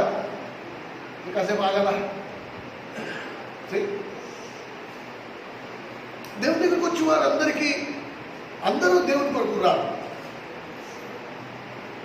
నో. అందుకనే ప్రభు అన్నాడు, నా కాడి మీ మీద ఎత్తుకుని నాకు నేర్చుకోండి. సాత్వికత్వం అంటే ఏంటి? నువ్వు ఎదురు ఆడద్దు. ప్రతివారం బాధ చేసుకోవద్దు. వాడు నీ మీద పడిపోతున్నాడు, నేను అన్నవాడిని మాట్లాడేస్తున్నాడు. అన్నీ నువ్వు మౌనంగా ఉండు చాలు. చాలా కష్టం ఇలా ఉండడం. అదే క్రయం చెల్లించడం అంటే. అండ్ నేటి క్రైస్తవులకి ఈ క్రయం చెల్లించడం చాలా కష్టం. మౌనంగా ఎలా ఉంటా? మౌనంగా ఉంటే నన్ను తొక్కేరా? మౌనంగా ఉంటే నన్ను చేతకాని వారు అనుకోరా? కాబట్టి నా ప్రతాపం నేను చూపించి తీరాల్సిందే. నువ్వు ఇక్కడ ప్రతాపం చూపిస్తే అక్కడేం కోల్పోతున్నావు? రావు అన్నీ రావు. కనుక మనము ఈ గమనిక కలిగి ఉండాలి. అపోస్తుడైన పౌలు అపోస్తుల కార్యంలో ఒక మాట మనము గమనిద్దాం.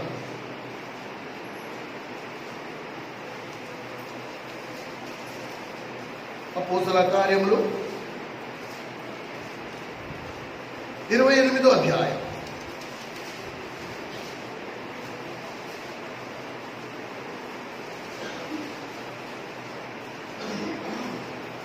అపోస్తల కార్యములు 28వ అధ్యాయం 23వ వచనం గమనించండి. అతనికి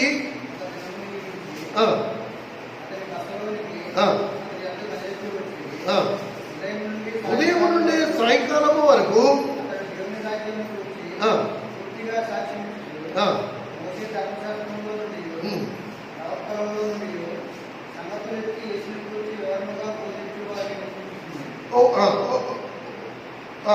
ఇప్పుడు 26వ వచనం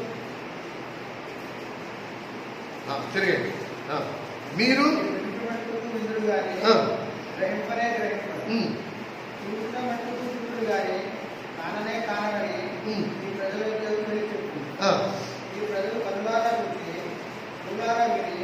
మనసారా గ్రహించి నా వైపు తిరిగి నా వలన స్వతంత్ర పొందినట్లు వారి హృదయం తుమ్మియను వారి చెవులతో మందముగా విని అని పరిశుద్ధాత్మ యెషయా ప్రవక్త ద్వారా నీ పితరులతో చెప్పిన మాట జరిగే. కాబట్టి దేవుని వలన ఈ రక్షణ అన్య జనులకు పంపబడి ఉన్నదని మీరు తెలుసుకుందరు కాక వారు దాన్ని యూదులతో చెప్తూ అపోస్తుడైన పౌలు ఈ మాట చెప్పాడు. మీరు వింటున్నారు కానీ మీ చెవులు మందగిరి, మీరు చూస్తున్నారు కానీ మీకేం కారణం. మీ ఈ వైఖరిని బట్టి దేవుని రక్షణ అన్యజనుల యొద్దకు పంపబడి ఉన్నది. కనుక మనము గమనించాలి ఈ సంగతులను. These are very very important. ఇంకొక మాట ఉందండి, ఇంకొక మాట 2 తిమోతికి రాసిన పత్రిక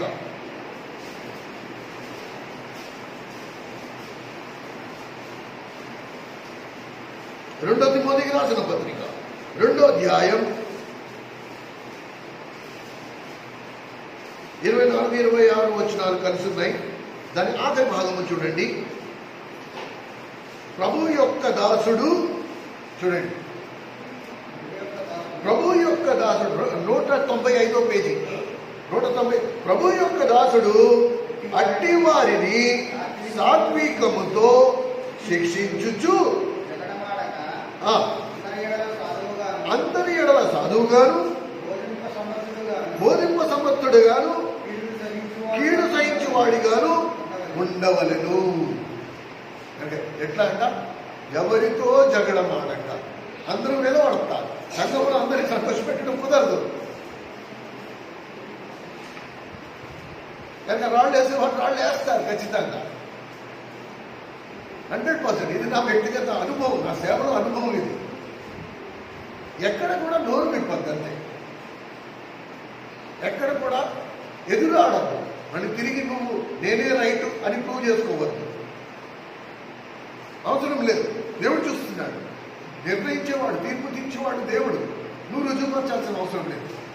భూమి మీద ఏ మనుషుడికి నువ్వు సంజాయిషి చెప్పుకోకర్లేదు. దేవుడు నీ గురించి ఏమనుకుంటున్నాడో అది ఒక్కటే ముఖ్యం. కనుక నిజమైన సేవకుడు అయితే ఏం చేస్తాడు? సాత్వికంతో, అట్టివాడు సాత్వికంతో శిక్షించుచు జగడమాడక అందరి ఎడల సాధువుగా. Simple simple. కానీ ఈ పాఠం సేవ చేస్తున్న ప్రతి ఒక్కరూ నేర్చుకోవాలి. సంఘంలో ఉన్న వారందరూ ఈ అనుభవంలోకి రావాలి. సాత్వికత్వం చాలా ముఖ్యమండి. అప్పుడు భూలోకం అంతా వారు. ఒక సందర్భంలో ఈ బోధ బోధిస్తుండగా ఏంటి, ఎంత ఎంత లైవ్ ఎగ్జాంపుల్, లైవ్ ఈ బోధ బోధిస్తా ఉంటే ఎంతో ఆత్మ సంబంధమైన ఆత్మీయ జీవితంలో ఎదగడానికి, ఆత్మీయంగా ప్రభు స్వరూపంలోకి మారే విషయాలు, లోతైన సంగతులు బోధిస్తామంటే ఒక సంఘటన జరిగింది చూడండి. అది షోయు లూకా సువార్త 12వ అధ్యాయం. లూకా సువార్త 12వ అధ్యాయం. ఇది ప్రమాదం అండి. ఇది మనకున్న ప్రమాదం. లూకా సువార్త 12వ అధ్యాయం.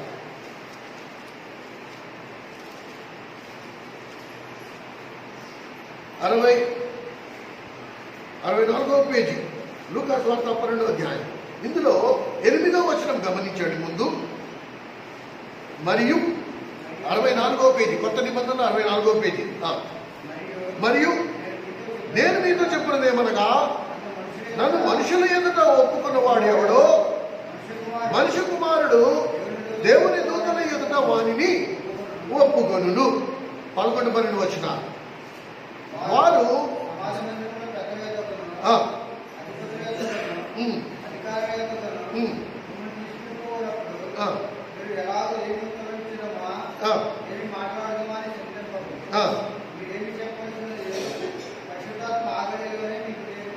కనుక ఈ మాటలన్నీ దేని గురించి?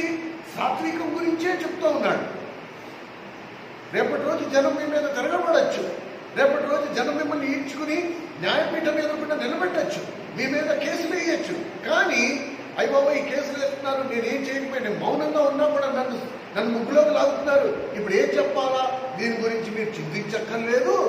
మీరు మాత్రం సాత్వికంతో వాటన్నిటినీ ఎదుర్కొంటే, మీరు తిరగబడకుండా, మీరు మళ్ళీ మిగతా మనుషులతో చర్చించకుండా, రాజకీయాలు చేయకుండా మీరు మౌనంగా వీటన్నిటినీ సహిస్తే పెద్దల దగ్గర మీరు ఏం మాట్లాడాలో పరిశుద్ధాత్ముడు మీకు బయలుపరుస్తాడు. ఈ ఈ ఈ లోతైన సంగతులు బోధిస్తా ఉంటే ఏంటి చూడండి, అద్భుతం. 13వ వచనం చూడండి. ఏ జనసమూహంలో ఆత్మ సంబంధమైన లోతైన సంగతులు చర్చించబడుతున్నాను. ఎవరైనా మీ మీద ప్రతిదాడి చేస్తే మీరు ఏం చెయ్యాలి? వారితో మీరు జగడమాడద్దు, వారితో వాదనేసుకోవద్దు, ఇవన్నీ చెప్తా ఉంటే అవన్నీ వింటూ కూడా, అవన్నీ విన్న తర్వాత ఆ జన సమూహంలో ఒకడు బోధకుడా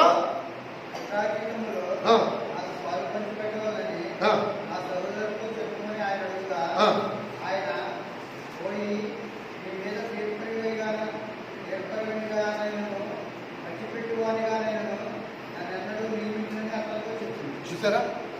15వ వచనం కూడా చదివి. మరియు ఆయన వారితో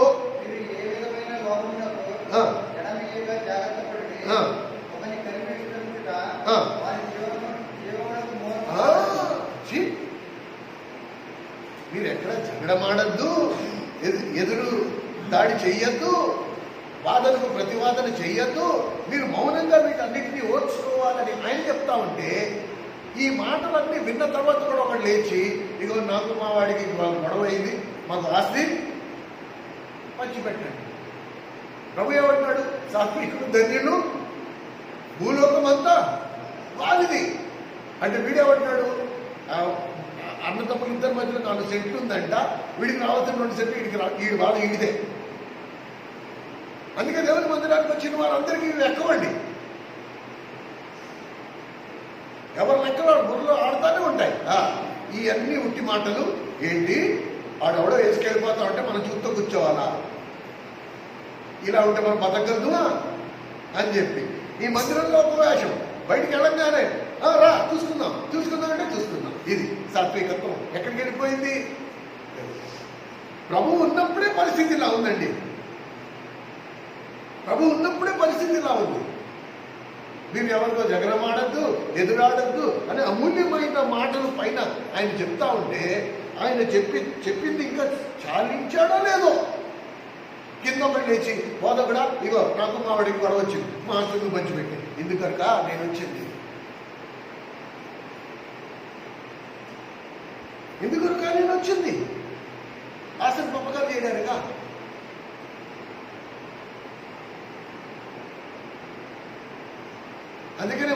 కలిగి ఉన్నవాడు కలిగి ఉన్నది పోగొట్టేసుకుంటున్నాడు.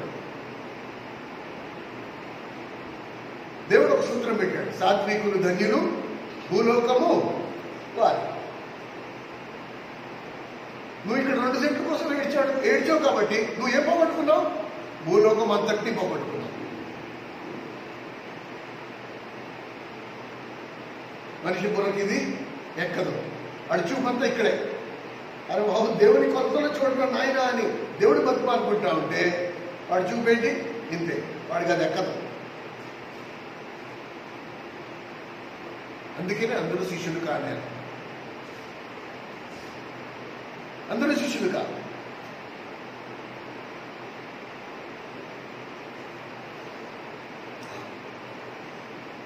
ప్రభు ఏమన్నాడు తెలుసా? ఇంకా ఇదే సువార్తలో ఏమన్నాడు తెలుసా? ఎవడైనాను నీ వాకెట్లో నీ సొమ్మును అన్యాయంగా తీసుకుపోతూ ఉంటే నువ్వు మౌనంగా ఉండు. ఎందుకు తీసుకెళ్తున్నావు కూడా అడగ.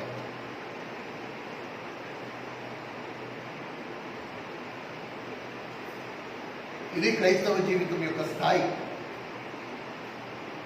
అందుకనే దేవుని నమ్ముకున్న వారందరూ క్రైస్తవులు కారు.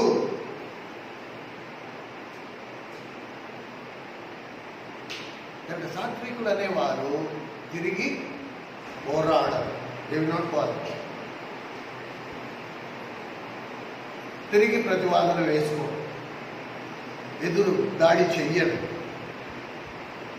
అందుకనే ప్రభు అన్నాడు, నన్ను చూడు, నన్ను సంకెళ్ళేసి తీసుకెళ్లారు, నేను ఎదురాడలే. సైనికులు వచ్చి అన్నారు, మీలో ఏసంట ఎవరు అంటే నేనే అన్నాడు. అదేం కాదు, ఈయన అన్నాడా అంట, నేనే ఏసుని దా సంకెళ్ళు వేసుకుని నన్ను తీసుకెళ్ళి. అది సాత్వికం. మొహం మీద ఉమ్మేసిన అనరాని మాటలన్నా అస్సలు నోరు విప్పి నన్ను ఎందుకంటున్నారని కానీ, ఇంకా వాళ్ళకి క్షేమకరమైన మాటలు చెప్పారు. మీరు నా నామమున మీరు దూషణ మాటలు పలికినా తండ్రి మిమ్మల్ని క్షమిస్తాడు, కానీ పరిశుద్ధాత్మకు వ్యతిరేకంగా ఏ మాట అనద్దు.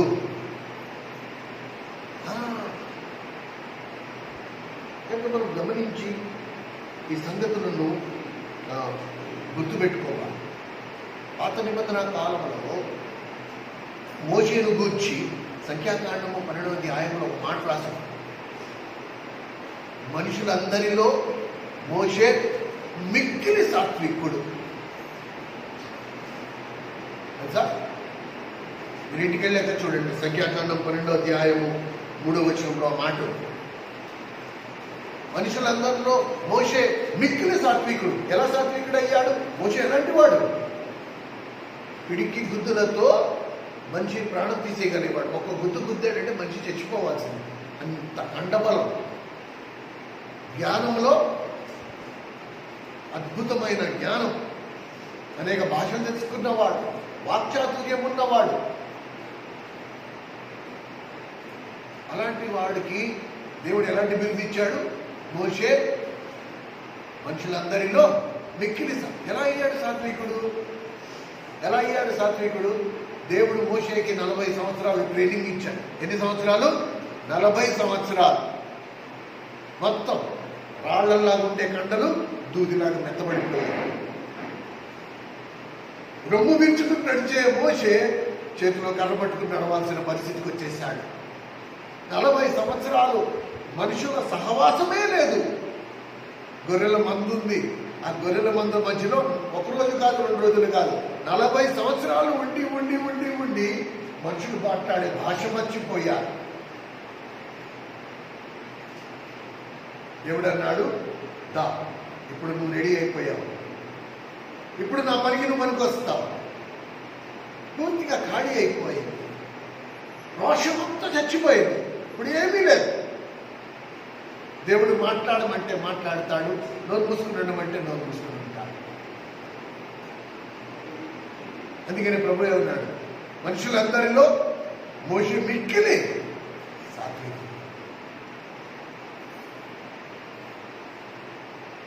అబ్రహాము జీవితాన్ని మీరు గమనిస్తే అబ్రహాము కాపర్లకును లోతు కాపర్లకును మధ్యలో గొడవ జరిగింది. అసలు దేవుడు అబ్రహామును ఒంటరిగా బయలుదేరమంటే కూడా లోతును తీసుకెళ్లి బయలుదేరాడు. దాన్ని కూడా దేవుడు వచ్చుకున్నాడు. ఎప్పుడైతే వాళ్ళిద్దరికి గొడవ వచ్చిందో అబ్రహాం అన్నాడు, లోతు ఇలాగైతే మనకి ఎప్పుడు గొడవలు ఉంటానే ఉంటాయి, కాబట్టి ఇదిగో నువ్వు కరులెత్తి చూడు, నీకు ఏ ప్రాంతం ఇష్టమైతే ఆ ప్రాంతాన్ని నువ్వు ఎంచుకో, నేను ఇంకో ప్రాంతాన్ని తీసుకుంటా, 4 దిశలో చూసుకో అంటే లోతు పచ్చగా ఉన్న సుగమ గుమర పట్టణాన్ని ఎంచుకున్నాడు. బాగుంది, ఇక్కడ మిగతా అంతా ఎడారే అంటే ఇది నేను ఎంచుకున్నానంటే మంచిదయ్యా బయలుదేరు. మిగిలింది ఏదైతే తక్కువ సారవంతమైన భూములు ఉన్నాయో అవి మోషేకి దక్కాయి, అవి అబ్రహాంకి దక్కాయి. అబ్రహాం వాటితో తృప్తిగా ఉన్నాడు. ఇది సాత్వికత్వం అంటే. ఈ మాట చదువుకుని ప్రార్థన చేసుకుందాం. దయచేసి గమనించండి. ఆదికాండము 13వ అధ్యాయం.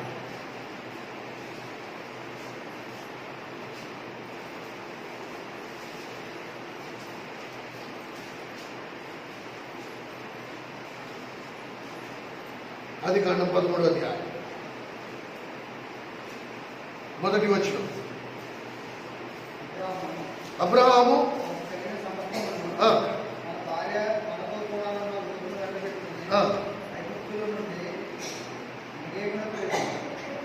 పద్నాలుగో వచనం.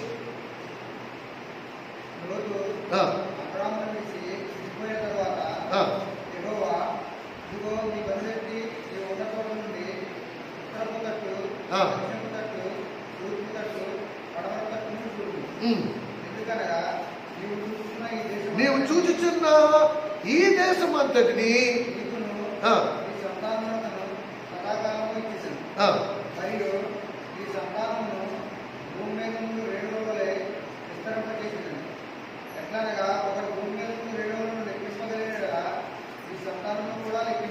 ఎందుకు ఈ మాట అన్నాడు? ఎందుకు దేవుడు అబ్రహాంకి ఇంత అద్భుతమైన వాగ్దానం ఇచ్చాడు? ఒక విషయం తెలుసా? ఇప్పుడు టైం సరిపోదు, కానీ ఈ అధ్యాయంలో దేవుడు అన్నాడు, నువ్వు లోతుతో మాట్లాడుతుండగా నేను విన్నాను. అబ్రహాము, నువ్వు లోతుతో మాట్లాడుతుండగా నేను విన్నాను. నువ్వేమన్నావో నేను విన్నాను. అబ్రహాం లోతుతో ఏమన్నాడు? లోతు, నీ ఇష్టం, నువ్వు ఎంచుకో, నీ ఇష్టం, నువ్వు ఎంచుకో, నీకు ఏది కావాలో అది తీసుకో. దేవుడు దాన్ని విన్నాడు. దేవుడి ప్రజలమైన మనం గుర్తుంచుకోండి ప్రియమైన సహోదరుడు, ఆ సహోదరి, దేవుడు మన దగ్గర పక్కన నుంచి వింటూ ఉంటాడు. మన స్పందన ఎలా ఉంది, మన నోటి మాట ఎలా ఉంది, మనం ఎలాగ తీర్పు తీరుస్తున్నాం, ఎలాగ న్యాయం తీరుస్తున్నాం. మనం నష్టపోయినా పర్వాలా, అవతల పక్కవాడికి నష్టం కాదు. వచ్చే వారము దాన్ని మనము ధ్యానిద్దాం. కానీ మూలవాక్యం దగ్గరికి వస్తే, ఆ మత్తయి సువార్త 12వ అధ్యాయం దగ్గరికి వస్తే ఈ మాట మనందరికీ వర్తిస్తుంది. కాబట్టి దీన్ని మళ్ళా చూపిస్తున్నాను నేను మీకు. 24 మత్తయి సువార్త 12వ అధ్యాయం 24వ వచనం.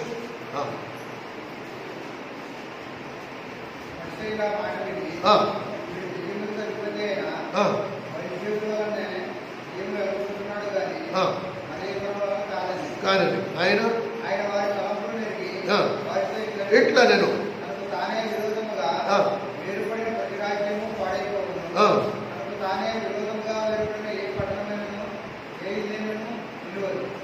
చూడండి, అప్పటికే యేసు ప్రభుకి పంగనామాలు పెట్టడం మొదలు పెట్టేశారు పరిసయ్యులు. విడిచిపెట్టట్లే. 32వ వచనం. మనిషి కుమారుడికి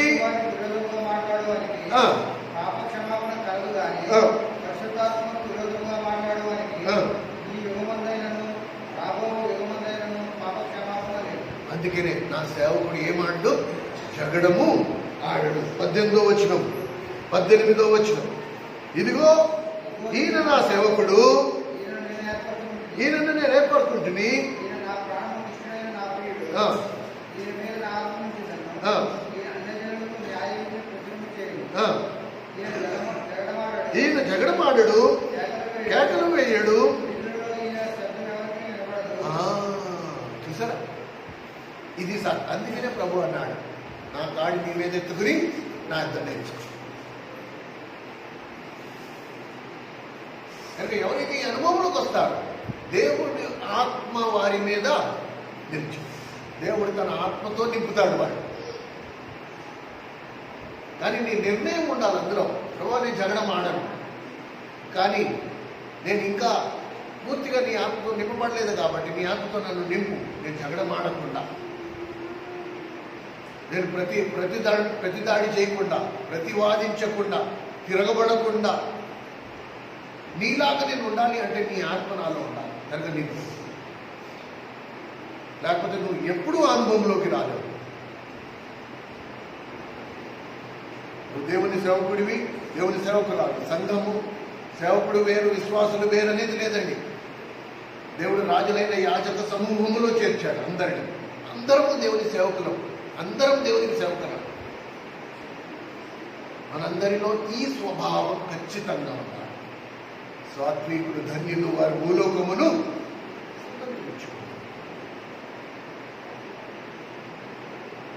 క్రీస్తు సారూప్యములోకి ఎదిగే మార్గములో ఒక్కొక్కటి మనలో ఈ గుణగణాలు మనం ఏర్పరచుకుంటూ ఉంటాం.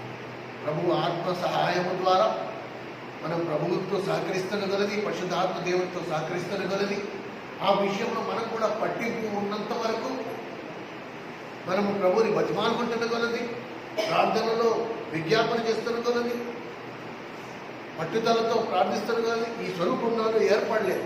అది ఏర్పడినంత వరకు నాకు నెమ్మది ఉండకూడదు. నేను ప్రభువుని మాటికి ఎదురాడాలి. ప్రభువుని మాటికి నేను అడుగుతూ ఉన్నాను, నాలో ఇంకా ఈ స్వరూపం ఏర్పడలేదు. ప్రభువా, నాలో ఇంకా రోషం చావలా. కనుక మోషేకి 40 సంవత్సరాలు ఇచ్చావు, నన్ను కూడా నాకు కూడా అలాంటి ట్రైనింగ్ కావాలి. నేను ఎదురు ఆడకుండా ఎక్కడ అరక్కర నువ్వు బాధపడక్కల. భూలోకం మొత్తం నీకు దేవుని మాట నిరర్థకం కాదు. సాత్వికులు ధన్యులు, వారి భూలోకమును స్వతంత్రించు. కొంత గొప్ప కోసం ఏడుస్తావు ఎందుకు? నీ భూలోకం మొత్తం నీకు ఇస్తాడు. ఈ మాట నువ్వు నమ్మాలి. ఈ మాట మనందరం నమ్మాలి. అందులో ఉన్న వారందరినీ దేవుని దగ్గర తీసుకొచ్చేవారిగా మనం ఫస్ట్ మాదిరిగా ఉండాలి. అబ్బా, నేను కూడా ఈయనలాగా ఉంటే బాగుండు. అందుకనే ప్రభు అన్నాడు, తండ్రి నన్ను పంపిన ప్రకారం ఇప్పుడు నేను ఇప్పుడు పంపుతున్నా. దేని కొరకు? మనం ఎంత గొప్పవాళ్ళమని రుజువుపరచుకోవడానికి, చూపించుకోవడానికా? కాదే. దేని కొరకు? నేను నేర్చుకున్న ఆ సాత్వికాన్ని లోకాన్ని చూపించాను. నేను ఏ విషయంలో నేను జగడమాడ, నేను కేకలు వేయను, నా గొంతు విప్పను, నా నోరు బయటికి వినబడదు, నేను ఎవరితో ప్రతివాదన వేసుకోను. అసలు మనం వాదనే తప్పండి. వాదించే విధంగా ఎవరైనా మాట్లాడినా కూడా వెంటనే 2 చేతులు ఎత్తి నన్ను క్షమించు, నన్ను ఇందులోకి లాగు, నేను వాదించేటట్టయితే నన్ను క్షమించు, నేను ఇంక బయలుదేరచ్చు, నేను వాదన వేస్తాను.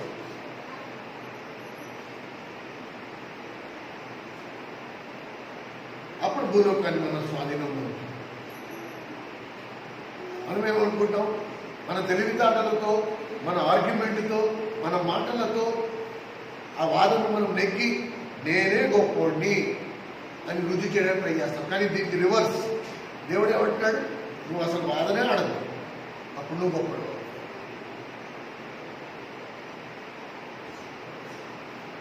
అద్భుతమైన సూత్రం. ఇంట్లో భార్యాభర్తల మధ్యలో ఒకడు మౌనంగా ఉంటే చాలు, ఆ ఇల్లు పర్లోకం అయిపోతుంది.